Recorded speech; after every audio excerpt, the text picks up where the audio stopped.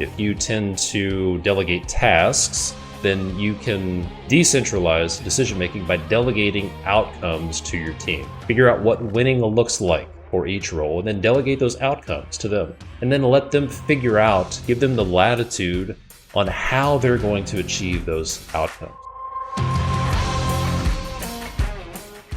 Hey guys, Todd here from constructionleadingedge.com, and let me ask you a question. What if there's something that you're doing 20, 50, 100 times a day that has very serious consequences to your business or your job, and you've never had a single second of training on it? And then what if that thing that you're doing 20, 50, 100 times a day, what if you shouldn't be doing it at all?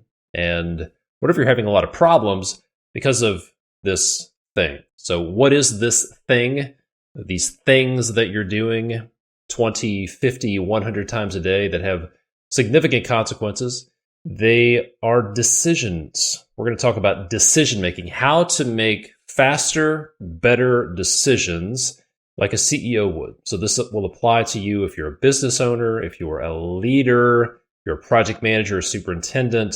If you make decisions, then this is going to help you. All right. So let's talk about problems. These are some of the most common symptoms that people have. So if any of these symptoms sound familiar, then this is going to help you. So for example, if every problem comes to you, if every question comes to you, if it feels like you have to make every decision. Hey, what about these materials?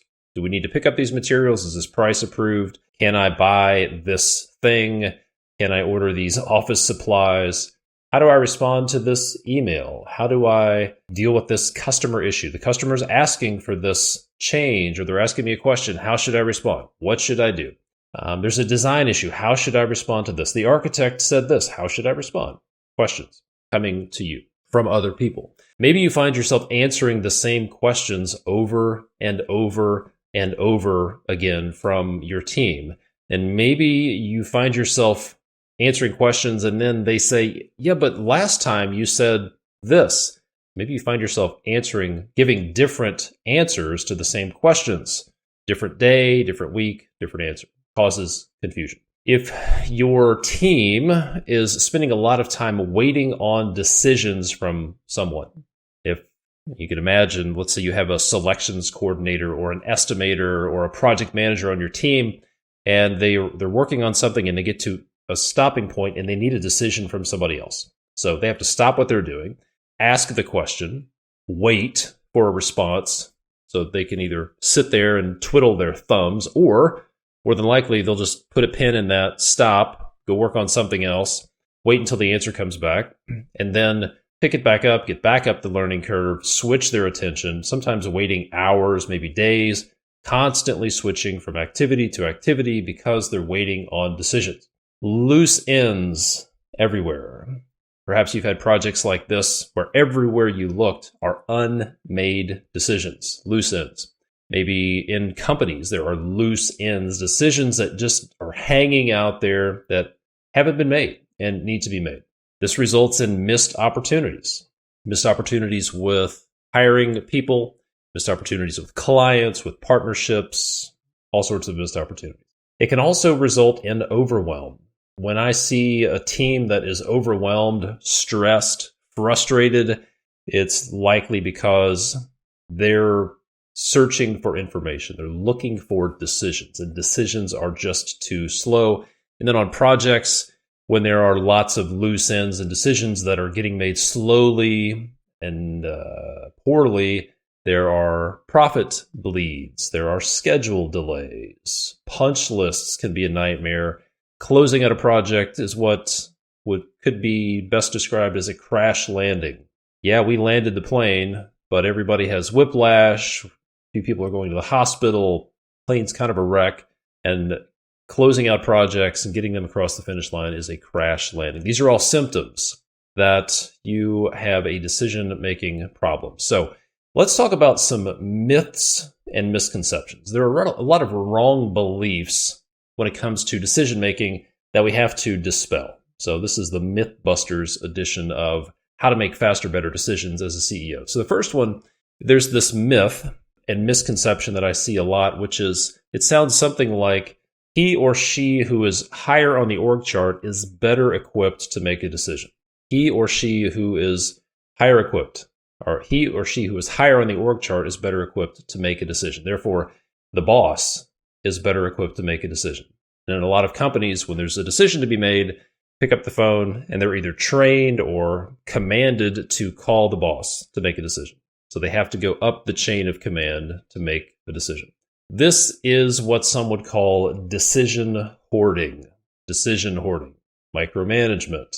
If you study history, one of the reasons that the Allies were successful on D-Day, when the Allies invaded Normandy and began to push the Nazis back across France, is because Hitler hoarded decisions. In fact, he was Erwin Rommel, who was in charge of, he was in command, was away, happened to be away on D-Day, and there were divisions of tanks literally sitting, waiting, and they could have turned the tide on D-Day, but there was only one guy who could make that call, and that was Adolf Hitler, and he was asleep, and his assistants and his aides dared not wake him up because Hitler believed in centralized command. Run information up the flagpole, and the guy at the top would make the decisions and then send it back down. That is decision hoarding. That is a myth. The reality is the people closest to the problem are best equipped to make decisions. There's another myth, which is decisions take time. I need to think about this. I need days or weeks to think and decide on this thing. So here's the deal. Decisions don't take time. Most decisions don't take time. What decisions require would be information. They require data. They require urgency, and they require focus. The truth is, most decisions can be made in a matter of minutes when you have the right data and you have the right focus and you have the right urgency. You don't need time. It doesn't take weeks when you're thinking about, when you say, I need to think about it. You're not thinking about that decision 8 hours a day, 5 days a week for 2 weeks. What you're doing is by saying, I need more time to make a decision, you're just procrastinating. Saying, well, future me in the future is going to be better equipped to make this decision than current me. So I'm going to put that on future me. That way I don't have to worry about it. I'm going to make myself feel better by saying, yeah, I'll make that decision in the future. I just need time. That's a myth, and you're deceiving yourself. You don't need time. You need urgency, you need focus, and you need data. You need information to make decisions. Another myth I've seen a lot, especially with business owners, is I have to make the decision alone. I'm like Superman. I need to go into my fortress of solitude and think. And it's all on me. I need to make the decision alone. That is a myth. The best decisions come when you involve the right people on your team and you get help. Focus on the first question should not be, what should I do? What should I do? The first question is, who should I talk to about this? Who should be involved in this decision? Another myth that's very common with entrepreneurs is, my ideas are the best. It's my way or the highway. I have to make the decision, and my ideas are always right. And you had better not challenge my ideas. You better not even present your own ideas, because my ideas are always the best. And the last myth, which is very prevalent, is that there's this belief that no decision, procrastinating a decision, putting a decision off is better than making the wrong decision. It's this belief that it's better not to do anything than risk making the wrong decision. And the reality is, for every decision you have to make, there is a COI. There is a cost of inaction. If there's a problem you're dealing with and you postpone that decision, there is a cost. It is costing you something not to make a decision. So don't delude yourself into thinking, I just need more time. I'm going to procrastinate. I'm going to put this off. I'm going to wait on this because it's better just to leave things alone than to make the wrong decision. Wrong decisions are risky. The reality is, in business, and in a lot of cases, no decision is more risky than the wrong decision, right? This is like the equivalent of having a really cluttered desk. If you've ever walked into someone's office, maybe your office, and there are letters and proposals and estimates and brochures and books and all these things stacked up on your desk, it's cluttered because you just haven't made decisions. You're basically saying, I need to do something with this, but I'm just not going to make that decision yet. I'm going to wait. I'm not sure if I should throw this away. I'm going to wait, and I'll make that decision later. And we delude ourselves, and we tell ourselves, I'm going to make that decision in the future, but that's just putting it off. That's saying future you is better equipped to make this decision than present you, which makes you feel good, but it's delusional.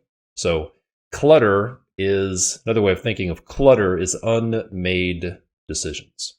So if you're not careful, if you don't make decisions, if you have a history, a tendency not to make decisions and put them off into the future, you end up with this cluttered life, this cluttered business of unmade decisions. So don't believe the lie that it's better, that the wrong decision is better than making no decision because of the cost of inaction. Okay, now let's get into 5 practical strategies you can use. This is how CEOs of successful companies make faster, better decisions. Okay, this is how CEOs make faster, better decisions. Number 1, this one may surprise you, is CEOs actually make as few decisions as possible. That may sound a little counterintuitive, but if you believe you have to make all the decisions and your ideas are the best, this one's going to sting a little bit, because the truth is successful CEOs make as few decisions as possible. I found this article and a quote from, it was an interview with Julian Francis, who is the president and CEO of Beacon Building Products, relatively successful company, about $8 billion in revenue, and they have over 7,000 employees. And here's what Julian Francis said, quote, "One of my mantras is that the CEO should make as few decisions as possible. And where I do make decisions, they should be 50-50 decisions. In other words, when the team is split, and it's a 50-50 split, that's when he gets involved. If a decision is 60-40 or 70-30, in other words, if 60% of his team or 70% of his team believe they should go in a certain direction, for or against an issue, then there's already a reasonable business case. The answer is pretty obvious, and someone else should have already made that decision. Many leaders are like this." He says this, "Many leaders want to occupy more space. Many leaders want to occupy more space. They want to be the focal point or the decision maker for the team. But," he says, "I actually think every leader should be trying to figure out how they can occupy as little space as possible within their role. There are areas like corporate culture, in my case, where I've sometimes had to occupy a lot of space, but for something like decision making at the field level, I want to occupy no space at all." He goes on to say, "A leader's goal isn't to be the best at anything. It's to be the second best at everything. I've got to be good enough to ask really good questions, but if I'm the best, my individual talent limits the organization." So let me ask you this. Do you believe you have to be the best in your organization? Do you believe you have to be the best at sales?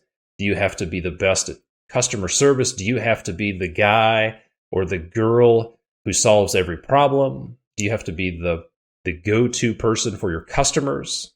Do you believe you have to be the best project manager? If so, your individual talent limits the organization. So your job as a leader is to take up as little space as possible in the decision-making process and make as few decisions as possible. This is what the military would call decentralized command, decentralized decision-making. Instead of centralizing all decisions, running every decision up the chain of command to the top, like the Nazis were required to do under Hitler, we're looking for decentralized command. Push the information and the decision-making authority out to the people closest to the problem. So how can you do this practically? It sounds great, but how do you do this practically? You can practically decentralize decision-making a few ways. One is to delegate outcomes to your team. If you tend to delegate tasks, then you can Decentralize decision making by delegating outcomes to your team. Figure out what winning looks like for each role, and then delegate those outcomes to them. And then let them figure out, give them the latitude on how they're going to achieve those outcomes. They might do it differently than you. They probably will do it differently than you. But you, as a leader, get to delegate outcomes. This is what winning looks like. Here are the guardrails that we need to stay inside of. And how you do it inside of those guardrails, that's up to you. So delegate outcomes to your team. Another way to do it practically that a lot of people are missing out on is to clearly define roles and responsibilities. Clearly define lanes, clearly define roles and responsibilities, clearly define outcomes and results that each role is accountable for. If people are constantly coming to you for decisions, you can establish a delegation of authority. Establish a delegation of authority, which is to establish a limit up to which they make the decision. So what this would look like is you would establish a delegation of authority with your field leader, let's say your project manager. If there's an issue that's under $500 and it would make the customer happy or it solves a problem, you make the decision and then we'll talk about it later on. So you don't have to come to me. If another one would be to say, hey, if a piece of equipment is broken down and it has to be fixed in order for us to continue working, you don't have to track me down and wait till I get out of a meeting for a decision. Just fix it. Establish the delegation of authority. Make the decision in advance. Tell them the decision-making process. Instead of waiting for someone to come to you and you have to think through it and make the decision, you put that decision-making process on paper, delegate that level of authority to them. Here's a really good, very practical thing. Grab a Post-it note, write this question on the Post-it note. How can I make this the last time I answer this? How can I make this the last time I answer this? Put that on a Post-it note and then put it on your computer screen, in your office, somewhere. And the next time somebody comes in and asks you a question, find that Post-it note. How can I make this the last time I answer this? Begin to think that way. We're going to talk about how you can do that next, but get in the mindset of how can I make this the last time I answer this question?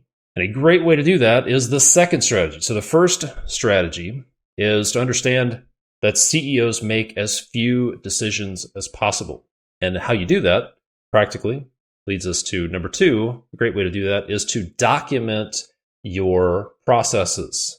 Document your processes. If you're dealing with questions like, hey, how do we respond to this customer change request? Hey, Todd, the customer wants an update in the middle of the week. They want to do a walkthrough tomorrow. What do I tell them? The customer is calling me at 6 p.m.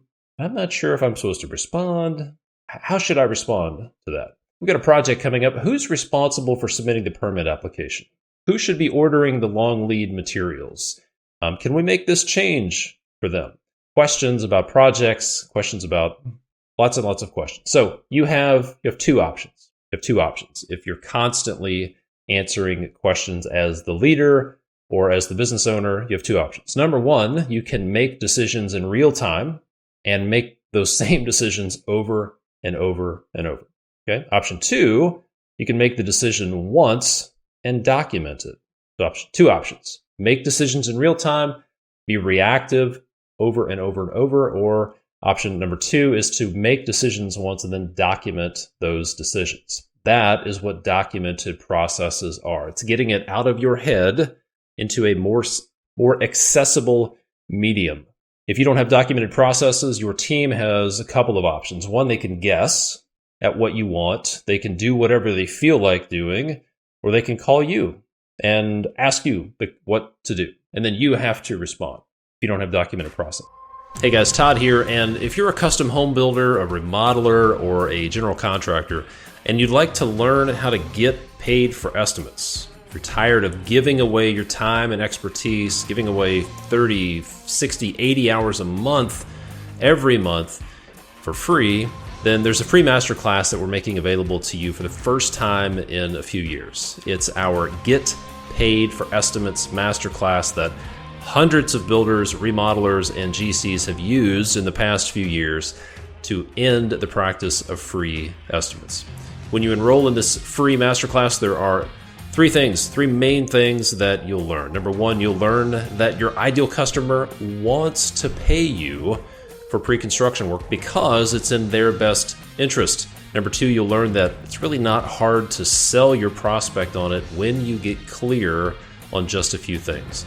And then number three, you'll learn the 5-piece get paid for estimates bridge that you need to have in place in order to finally get paid for estimates.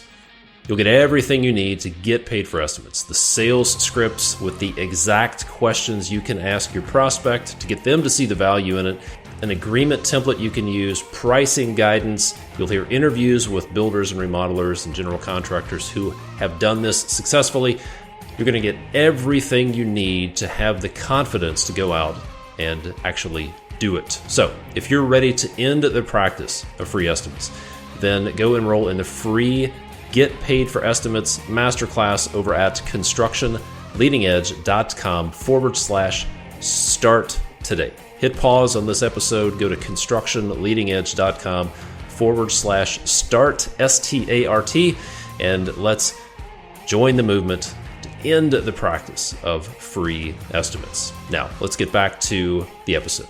So that's what documented processes. Think of documented processes. This is not stacks of 3-ring binders that are just a waste of time. This is you deciding once how things are going to be done, getting it out of your head. So, for example, do you have a change order process documented? The customer asks for a change. What does your team do? How do they respond to that? Do you have a customer communication policy? Is it clear for your team how and when they communicate with customers? Is it purely reactive? Do your customers feel the need to respond to builder trend messages or texts or emails that come through at 8 o'clock at night? Do you have a documented process and a policy? Do you have a documented pre-construction process that clearly defines who's responsible for building permits and getting selections and long lead materials? If not, probably having a lot of problems. You're making a lot of these decisions in real time. So, do you have documented processes? Or is it all in your head? And then if it's all in your head, if you don't have documented processes, I want you to think about this. What kind of problems is this causing for you? What kind of problems is the lack of documented processes causing for you? How many phone calls are you getting? How many messages do you have to keep up with? What's the stress that it's putting on you? And then think about this. What are the ripple effects of your lack of documented processes? What are the ripple effects? How is it affecting your team? How's it affecting your customers? How's it affecting your trade partners and suppliers? How's the lack of your documented processes affecting the people around you? Okay. So strategy number one is make as few decisions as possible. Strategy number two is document your processes. This is how you make decisions faster and better. Number three is to do what I call this manufacturing urgency. Third strategy is to manufacture urgency, right? Going back to one of those myths, decisions don't take time. They take data or information. They take focus and they take urgency. If you don't have urgency, decisions can just float along until they get done, right? Think of a time when there was some urgency, when your back was against the wall, you needed to make payroll, you needed to get a permit application in, you needed to get an estimate out the door, you needed to submit your bid by a certain deadline, and you got it done. You had urgency. Maybe you procrastinated it up until a point, but when there's urgency, when there's a deadline, you get shit done, period. That's how you beat procrastination, is urgency. And you can wait for natural deadlines to come along. Wait till things just catch on fire and your back is against the wall and then react. Or you can manufacture urgency. You can create deadlines for yourself to get things done. So, for example, if there's a decision that needs to be made, here are a few practical ways you can manufacture urgency. Number one is maybe most of these would fall under the category of this strategy, which I call commit, then calculate. Commit, then calculate. Most people, when they make decisions, they want to calculate and calculate and calculate as long as possible and wait until they have to commit. They wait until there's some natural urgency. But the way CEOs make faster, better decisions is they commit to things and then they calculate. So, for example, what you can do, if you know there's something that needs to happen, you can schedule a meeting with the team and tell them, hey, I'm going to present to you our new fill in the blank. So if you know you need to articulate your vision to the team, schedule a team meeting and say, I'm going to share with you our vision. I'm going to articulate our vision, and we're going to do it 2 weeks from tomorrow. I'm going to buy lunch. And guess what? When you book that on the calendar and you commit to that, then there's urgency. And if you don't show up and you're not ready, you're going to be embarrassed. So you're creating some consequences, some manufactured consequences to beat off procrastination and defeat perfectionism. If there's something you need to do with a client, you need to drive some decisions forward, schedule a call with the client and say, hey, we need to go over these decisions we've made, and I'd like to chat with you next Wednesday. Can you do it at 2 o'clock or 3 o'clock? Book the meeting, commit, then you'll figure it out. Once you commit, you'll calculate how to get it done. One of the best things about either the subcontractor coordination meetings on a commercial project or the OAC, the owner, architect, contractor meetings, one of the best ways to use those is to get commitments. If there's something that needs to be done, you get the architect, the engineer, the owner to commit during that meeting. Hey, we need a decision on this. Yep, I got it. And you could either say, well, just let us know when it's done. And then you could be like this guy, David, that I used to work with, who was a tenant rep. He would come to a meeting and then say, hey, David, we need that racking layout. We need it like next week. And he would say, got it. I'll have it to you early next week. And then at the next meeting, hey, David, where are we at with the racking plan? I'll get that to you early next week. And then I'll get that to you early next week. That's not a commitment. So what you can do is get a commitment. When will you have that done? Early next week. What day? Are we talking about Monday, Tuesday? I'll get it to you Tuesday. What time? Tuesday. And then how are you going to send it?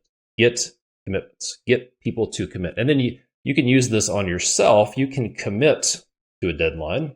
Goes in the meeting notes, goes in the meeting minutes, and you've just publicly committed to something. And you probably don't want to be like, David seemed to be comfortable coming to meeting after meeting after meeting and just saying, I'll get it next week, early next week, early next week. Chances are you're not like that. You'll actually get it done.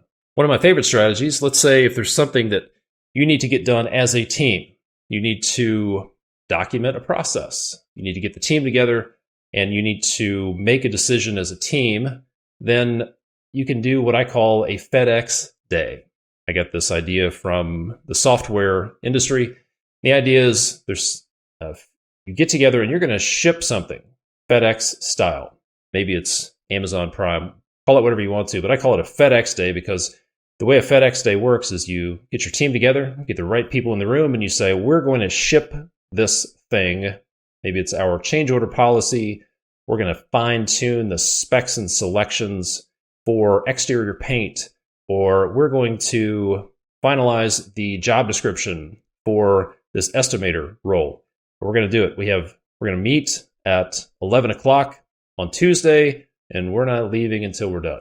If it takes an hour, if it takes 2 hours, we ain't leaving until we're done. That's a FedEx day. You manufacture urgency. And it's amazing what you can get done when everybody's focused and you have some urgency. Okay, so strategy number 1, CEOs make as few decisions as possible. Strategy number 2 is document your processes. Make the decision once, document it. Strategy number 3 is to manufacture some urgency, create some deadlines. The 4th strategy is to make decisions in parallel instead of in series, right? So if you studied any sort of electrical circuitry, there are parallel circuits and there are series. When things are in series, you have like you imagine this electrical circuit, there's a electrical line, it goes to a light bulb, and then it goes to another light bulb, and then to another light bulb, and then to another light bulb, and the electricity passes through things in series, goes from one to the other, to the other, to the other. In parallel, which is how, I'm no electrical engineer, but the way I understand it, most houses and structures are wired in parallel. Energy is going to all the different light bulbs in parallel at the same time. It doesn't have to go through one to the other. Unfortunately, when it comes to decision making, most people make decisions in series. They just kind of trudge along and, oh, we need to make a decision. Okay, what are we going to do? Let's think about it. Let's take some time. Let's think about it. We'll wait and see. And then it's 2 or 3 weeks later, and they make that decision, and then they trudge along. Oh, here's another decision we need to make. What are we going to do about this? Well, let's wait and see. Let's take some time. Let's let things lag along. Then we'll make a decision. And weeks go by, months, maybe years, nothing happens, right? That's making decisions in series. But if you make decisions in parallel, what that looks like is saying, all right, what are all of the decisions that need to be made? Instead of doing what I call getting stuck in the just enough to start trap, which is let's do just enough to move forward, hit an obstacle, pause, make a decision, and then we'll do just enough to keep moving, doing just enough to start. Instead of doing that, what we do is we pause and we stop and we create a map of all of the decisions, a list of all of the decisions that need to be made before we start making decisions. And we put them into an implementation plan or a decision matrix. Okay? And we have a list of all of the decisions that need to be made. And then we can prioritize them. We can put them in order, in chronological order that they need to be made in. And then we can even say who needs to make that decision, who needs to be involved. So before we start making decisions, we create a plan, a list of all of the decisions that need to be made. And then if you have a team, you can have multiple decisions being made, multiple things being worked on simultaneously, right? To make decisions in parallel instead of in series. And then the fifth and final strategy, this is a big one. This is where a lot of people get stuck, and it results in overwhelm, stagnation, lack of growth, frustration. And the strategy is to separate the decision from the implementation. Okay, separate the decision from the implementation. When leaders feel stuck making a decision because no option seems attractive, this is what happens. You have a decision to make, but none of the options seem attractive. There are downsides, there's some pain associated with it. It's often because you're commingling the decision with the implementation, right? So when leaders feel stuck making a decision because no option seems attractive, it's often because you're commingling or conflating the decision with the implementation. In many cases, the decision itself is clear, but the implementation feels very painful, okay? So what happens is there's a decision that needs to be made, and then you start thinking through it, like, oh, this is going to suck. This is going to be painful. There will be difficult conversations. There are these unknowns, what ifs, and before you know it, you've overwhelmed yourself. Procrastination raises its hand and says, hey, why don't we think about this for a while? Yeah, we're going to do this, but, let's just do this later. Let's just we'll put a pin in this. Let's come back to this later. And nothing happens, right? Because you are commingling the decision and the implementation, right? Maybe you need to make a change in your team. Maybe you're thinking, we need to switch over to new software. We really need to put some systems in place to grow the business. We really need to fix this problem over here. But then you start thinking about the implementation.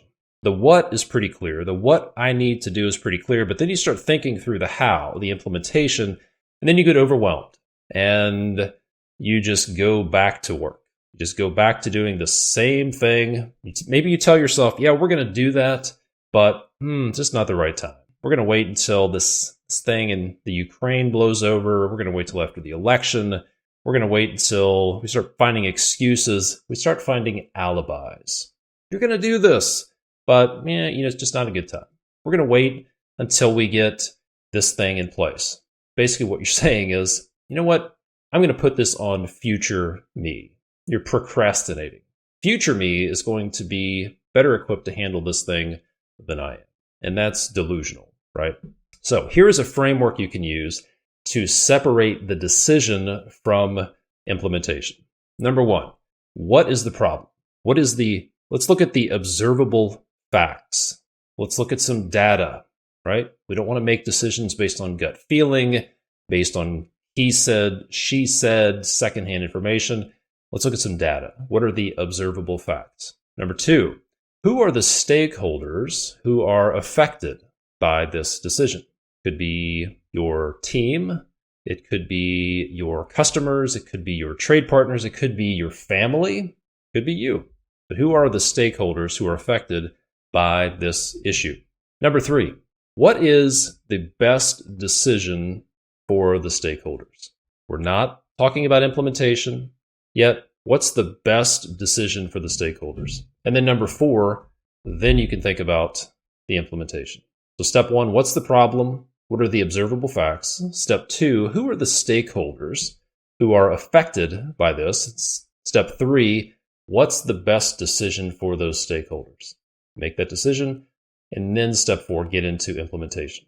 Let's look at a couple of examples so you can see what this looks like out in the real world. Example number one, you know what? It seems like our superintendent, Steve, he might be in the wrong seat. Maybe he's on the wrong bus altogether. Things just aren't going well. We're getting complaints from customers. There's some finger pointing going on. It just doesn't feel right. Steve's missing some work. When I go out to the job site, Steve's sitting in his truck instead of coordinating the trades. It's just not going well. All right, step one, what's the problem? Let's look at the observable facts.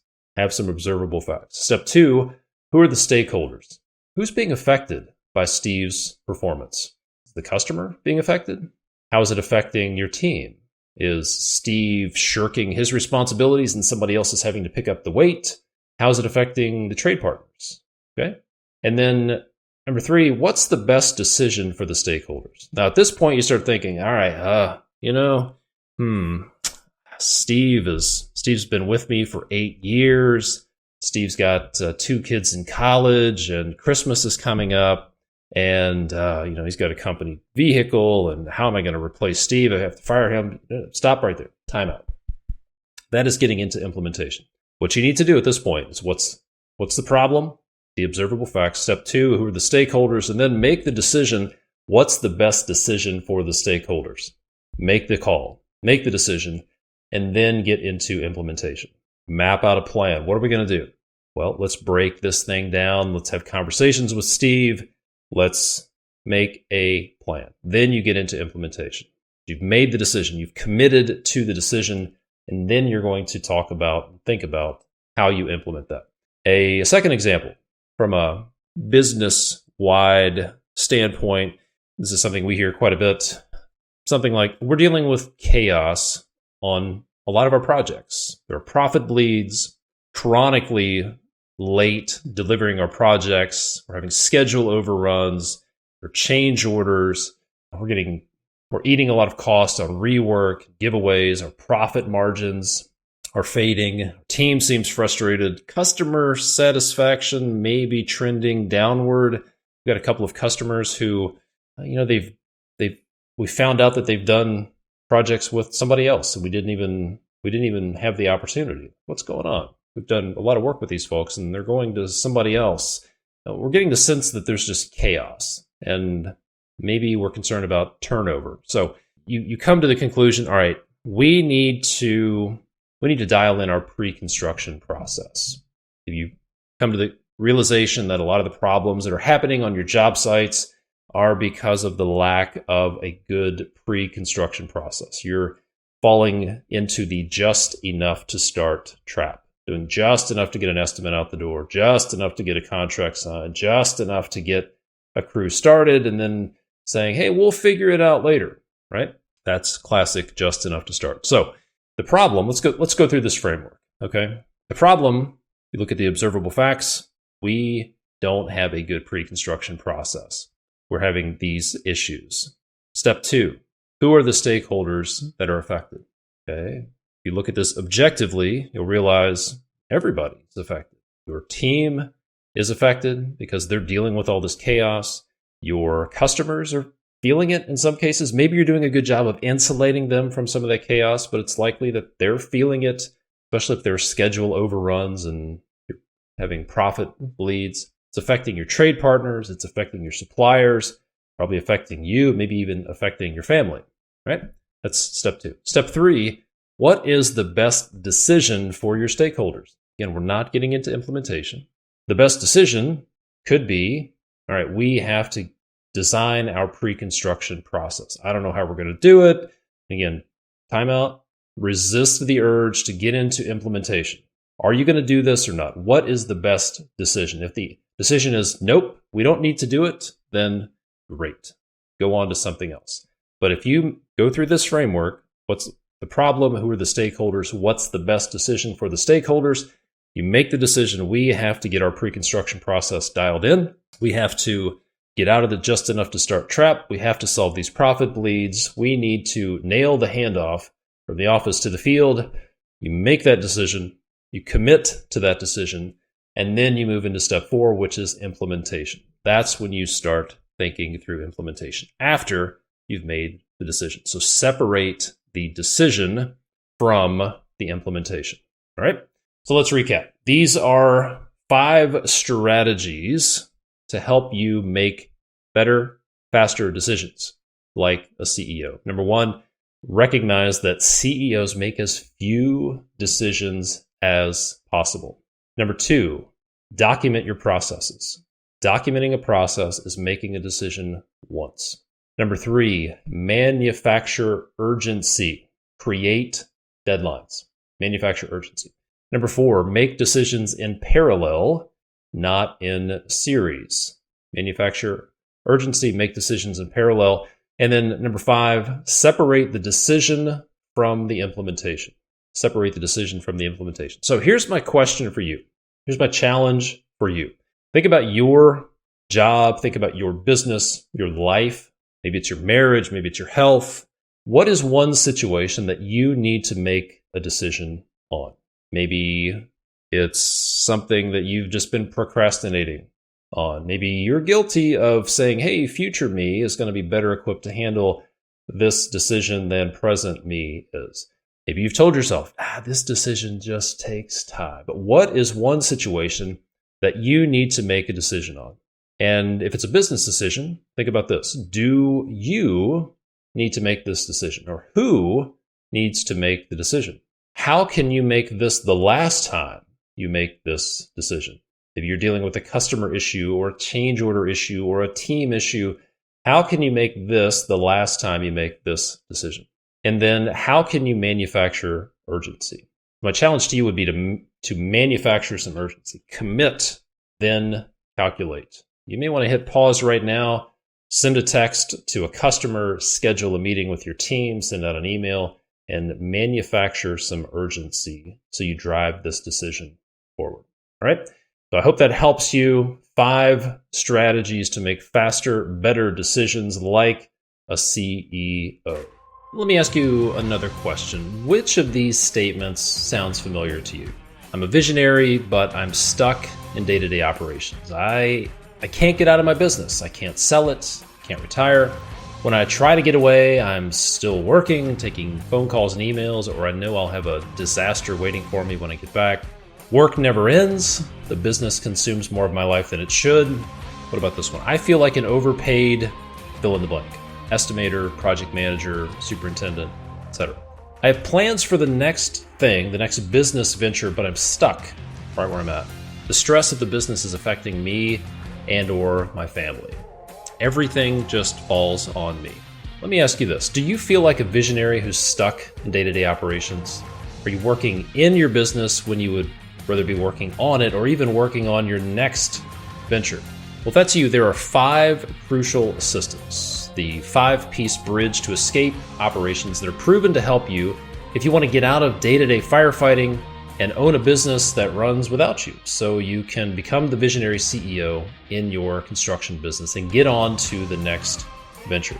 If you would like a customized blueprint of the 5-piece bridge that you can follow to systematize your construction business, if you'd like to learn how 300 plus construction business owners we've worked with have systematized their business, reduced their stress, all while working less and increasing profits.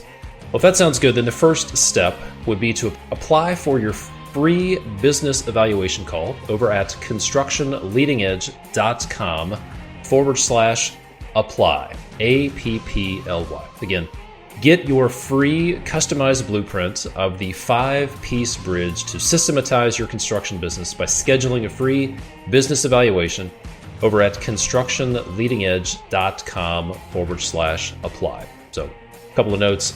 We only offer a limited number of these customized blueprints each month, and they're not for everybody. They're specifically for home builders, remodelers, and commercial general contractors who meet certain qualifications. So if that's you, go book your call today.